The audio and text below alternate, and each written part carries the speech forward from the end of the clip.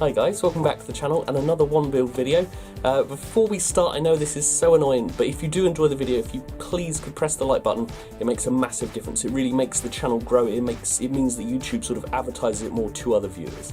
So if you could, that'd be great, thank you. And I also want to say thank you so much to the person that commissioned this wand. It's one of several that they've commissioned, and I just wanted to say thank you so much. So with this, it's Snape's wand, and here you can see I'm just on the wood turning lathe, just using the chisels and basically sandpaper. So it's starting off at a very low grit, so it's a 40 grit sanding disc. I then go up to 120, 240 and then 360. It's making sure the whole shaft of the wand is smooth.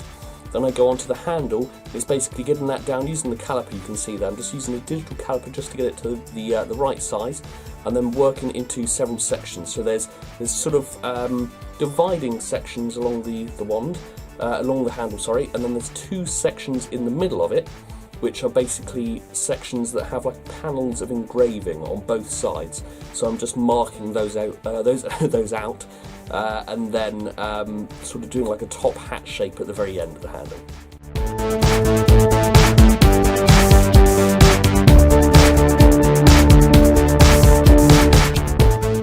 Then onto the actual handle itself. Basically what I'm trying to do is just cut away using the craft knife. It's down to two flat sides. So the one starts off round, and I'm trying to make two flat sides. You see it here on this demonstration. I just did a quick drawing to explain. So if you're looking down the wand, it starts off round, but I just want to cut off and sand off the two edges like that. So you end up with one flat side on the top, one flat side on the bottom, and then those are engraved back into.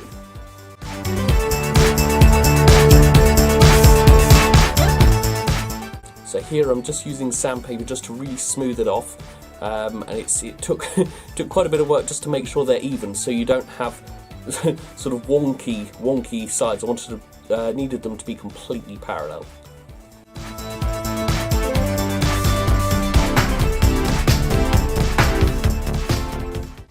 And once I'd got them nice and smooth, I then, using lots of reference pictures and my digital caliper, basically just went back and forward from the pictures I had to the actual wand, just getting the points that are all engraved on these panels on the handle, making sure that all those points are in the correct place.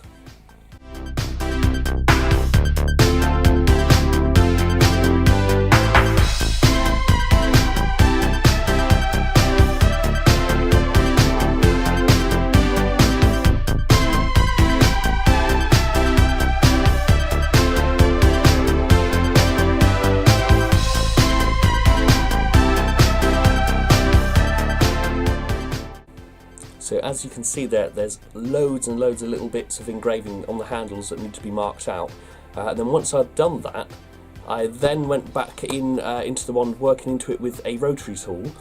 And I thought at the time, I thought that I'd just be able to engrave away the material that I don't want there, and to leave the shapes that I needed, which on Snape's wand, it's a sort of round, almost like a Celtic design in the middle, and then it has snakes' heads coming off, and then the best way I can describe them as sort of fingers at either end of the panel. So each panel has these sort of fingers, and I realised quite quickly that I wasn't going to be able to engrave the shapes neatly enough and small enough. And it gets to, you have, with every one build, everything you make, well I find this, you get to a point where you're sort of thinking, I have no idea how I'm going to make this. And then you sort of just do a little bit more and a little bit more, and you slowly work it out. It's one of those things, like here you can see I'm working back into actually engraving out the fingers on each end of the panels, because I couldn't work out in my head how on earth I was going to redo the engraving.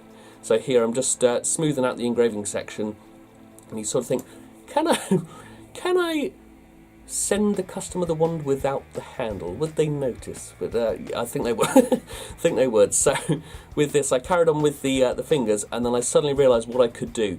The problem was that I had the grain of the wood. It doesn't let you, because you have soft and hard in the little grains, it doesn't let you do particularly detailed work. So I thought, right, what I've got to do is eat away that wood. So I take out the wood from the centre of the panel and then replace it with wood filler. So in a second you'll see I just replace it with wood filler, because then it gives you a nice smooth material to eat away, to sort of engrave.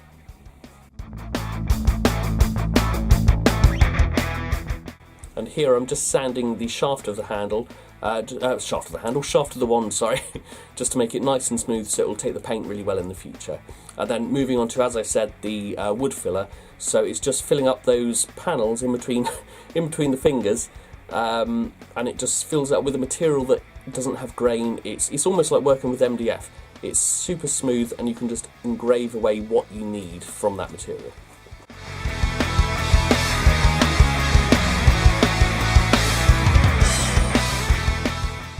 And then, once the wood filler had gone off, I then sanded back into it with a rotary tool with a sanding drum and diamond bits just to get it nice and smooth, so I can then, as you see here, work back into it with pencil, just marking out all the shapes, and I'm just drawing on here the sort of snake's heads. And then once I'd drawn the shapes onto each of the 4 panels on the handle, I then went back in with the rotary tool with diamond bits, just eating away the pieces I didn't need.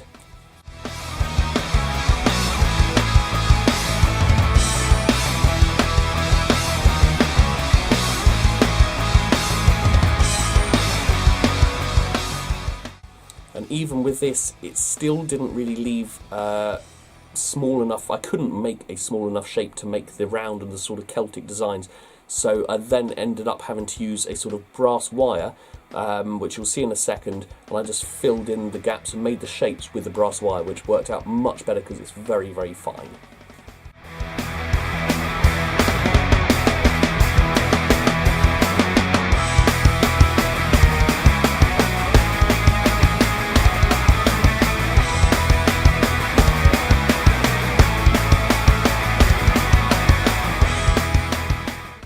So there were still parts that I couldn't actually engrave into the wood filler itself, so I then had to basically get very, very fine brass wire.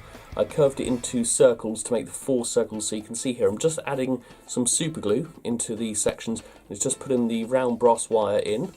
Then I cut the centre sections because it's quite a complicated shape, the actual engraving on Snape's wand. So I then put all the centre sections from that, all the little bits that would be engraved, I used metal wire instead, and then cut away the gaps that should be there. I then cut away once the glue had dried.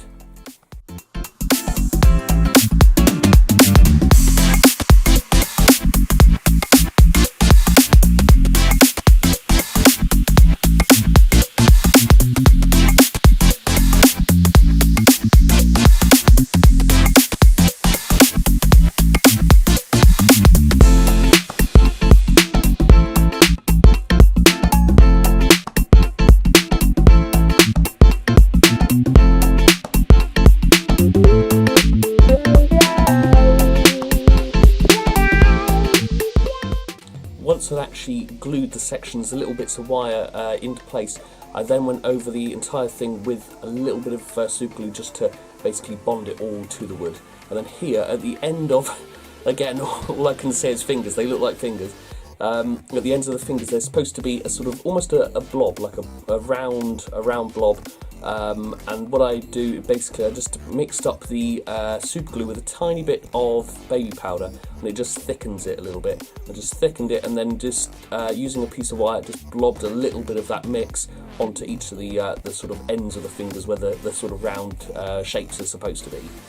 And then from that, then went on using Daler & Rowney System 3 acrylic black paint, and I sort of stippled it to get into all the weird engravings and shapes. On the handle I had to stipple it, and then you'll see with the actual shaft of the one, because it's nice and smooth, I then could just brush it on as normal. And that took 2 coats, but you only see 1 in the actual video.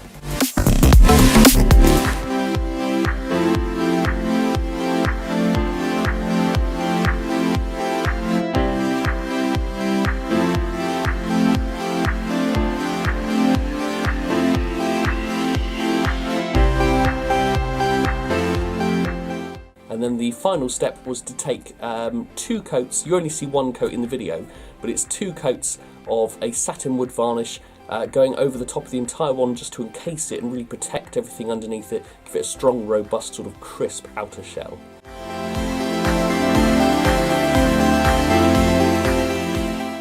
I just want to say thank you so much for watching, hope you enjoyed the video. Please like, comment and subscribe for more. Thank you.